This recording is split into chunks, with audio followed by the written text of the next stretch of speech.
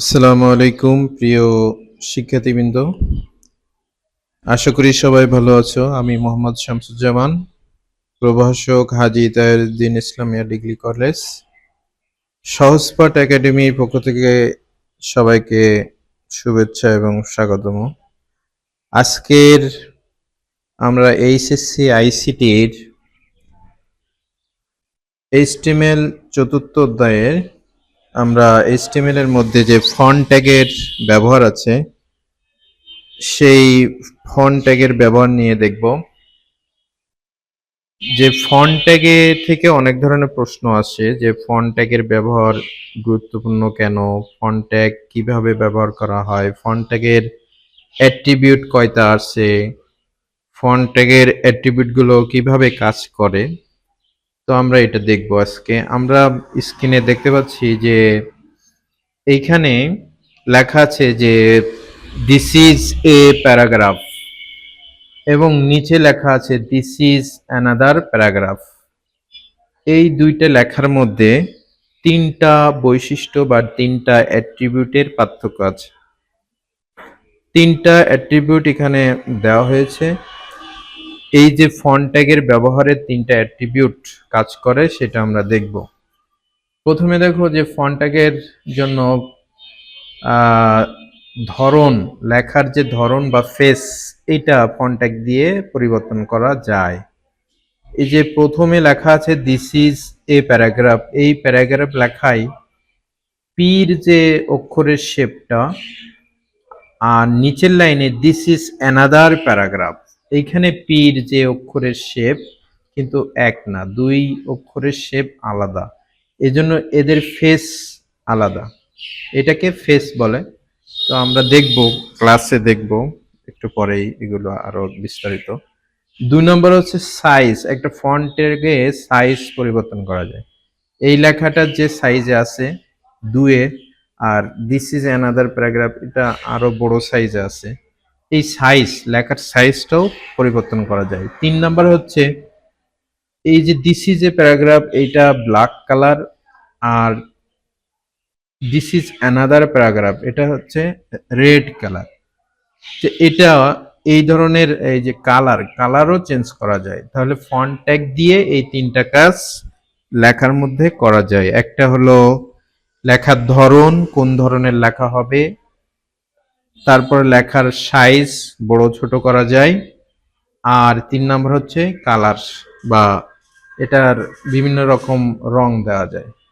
তো আমরা এটা এখন একটু দেখব যে ফন্ট ট্যাগের ব্যবহার করে এই লেখাগুলো কিভাবে সাইজ, তারপর ফেস, কালার পরিবর্তন করে দেখব। সর্বপ্রথম আমরা আমাদের যে নোটপ্যাড প্লাস প্লাস অন করলাম, এইখানে যেটা লেখা আছে এই মুহূর্তে, এটা হলো, আমরা সবাই জানি যে এটা হলো একটা মৌলিক কাঠামো এইচটিএমএল এর। এখানে এইচটিএমএল এর ট্যাগের শুরু, এখানে শেষ, এখানে হেড ট্যাগের শুরু শেষ, হেড ট্যাগের ভিতরে একটা টাইটেল ট্যাগ আছে, আর হেড ট্যাগের পরেই আছে হলো বডি ট্যাগ। মূলত এই বডি ট্যাগের মধ্যে আমরা কাজ করি। তো সর্বপ্রথম আমরা একটা লেখা, আমরা পি ট্যাগ বা প্যারাগ্রাফ ট্যাগে আনতে চাই যে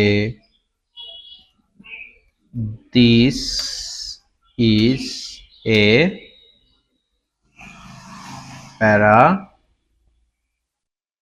প্যারাগ্রাফ। আমরা একটা পি ট্যাগ নিলাম। পি ট্যাগ কেন নিলাম? কারণ যে কোনো লেখা আমরা সাধারণত পি ট্যাগের মধ্যে লিখি। This is another paragraph, this is another paragraph. আমরা এই লেখা দুইটা প্রথমে পি ট্যাগ নিলাম, কারণ কোনো কিছু লিখলেই আমরা সাধারণত দেখা যায় যে পি ট্যাগ ব্যবহার করি। তো এটা সেভ দিলে আমাদের ব্রাউজারে যে লেখাটা আসবে, দেখো বাম সাইডে লেখা আসছে স্ক্রিনে, এটা একটু আমি বড় করে দিই। এই যে আমাদের লেখাটা আসছে, this is a paragraph, this is another paragraph. ঠিক আছে, এই লেখা দুটো পি ট্যাগে আনছে। এখন আমরা এইটা আমাদের যে স্ক্রিনে আছে এই ধরনের লিখতে চাই।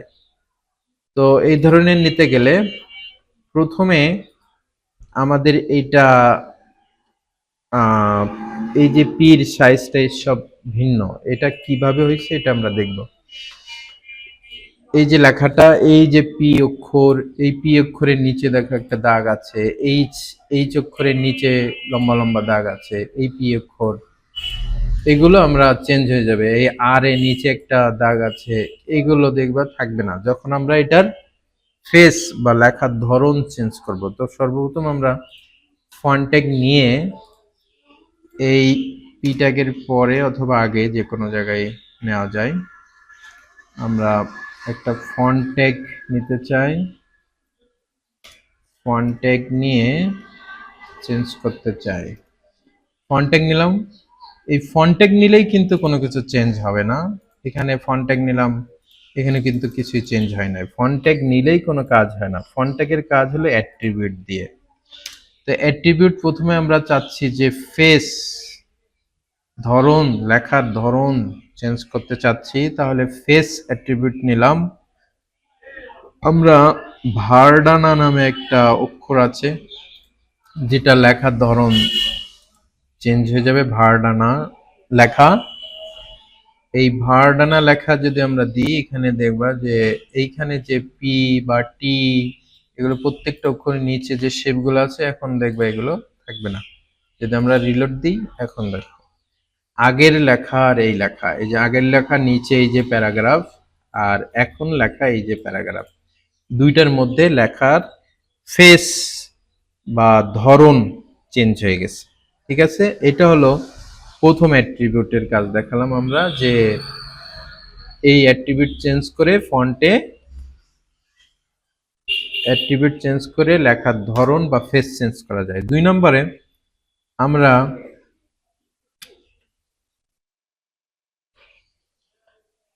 দুই নম্বরে আমরা দেখতে চাই এই যে নিচের লেখা যেটা, এই লেখাটা আমরা আসি, এখানেও ফন্ট ট্যাগের ব্যবহার দিই, যে দিস ইজ অ্যানাদার প্যারাগ্রাফ। এটা এটা ফন্ট ট্যাগ নিলাম। এর ভিতরে আমরা নিতে চাই কালার। আমরা উপরেরটাও চেঞ্জ করতে পারবো, কিন্তু আমরা একটু স্ক্রিনে যেটা ছিল ওর মতো করতে চাই। কালার হচ্ছে রেড, এর কালারটা আছে রেড। তাহলে দেখো এইখানে এখন আমরা নিচে যে দিস ইজ অ্যানাদার প্যারাগ্রাফ, এটাকে আমরা রেড রেড করেছি। ঠিক আছে, দিস ইজ অ্যানাদার প্যারাগ্রাফ, এটা একটা রেড কালার হয়ে গেল। তাহলে আমরা দুইটা ফন্ট ট্যাগের মধ্যে দুইটা অ্যাট্রিবিউট শিখলাম। এরপরে আরেকটা অ্যাট্রিবিউট দেখতে চাই যে সাইজ। এখানে দেখো স্ক্রিনে আমরা দেখছিলাম নিচের থেকে উপরের যে প্যারাগ্রাফ লেখা তার চেয়ে নিচের যে অ্যানাদার প্যারাগ্রাফ, এই লাইনটা বড় আছে। তাহলে আমরা সাইজ আরেকটা অ্যাট্রিবিউট নিতে চাই নিচের লাইনে, যে সাইজ সমান সমান কোটেশনালদের ভ্যালু আমি দিলাম মনে করো 7, 7 নিলাম। যদি আমরা সাইজ 7 নিই, তাহলে দেখো লেখাটা বড় হয়ে গেছে। তো আমরা এই লেখাটা আর একটু ছোট করে দিই, এখানে 5 নিই,